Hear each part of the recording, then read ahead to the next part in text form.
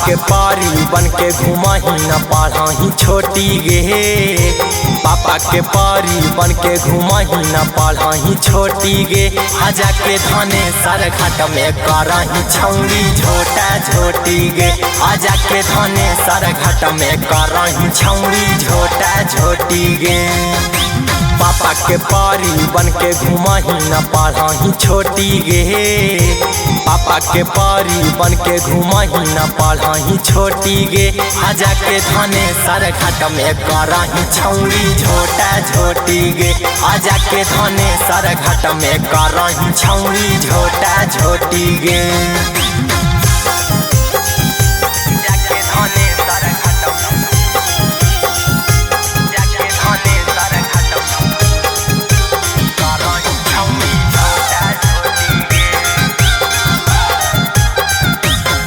एके परगेनी छौड़ी सबका पभारिया देखी के छौड़र मारो टिटकारी। ओरे चक्कर में हो लौसा खेला पीछे सड़क पर तू कैनी झमेला। एके परगेनी छौड़ी सबका पभारिया देखी के छौड़न मारो टिटकारी। ओरे चक्कर में हो लौसा खेला पीछे सड़क पर तू कैनी झमेला। खींचाही ओढ़निया कबो खींचाही चोटी गे। खींचाही ओढ़निया कबो खींचाही चोटी गे।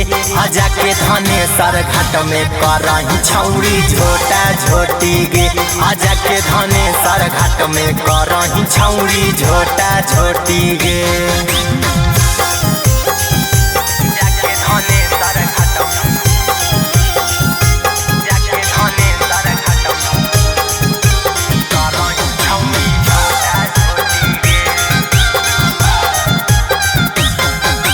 केहू न छौड़ी छोड़ावे लाया बहु खड़ा होके सब वीडियो बनाबो। फेसबुक पर खूबे गेहलो व्यूज चला हो सगरो तोरे न्यूज।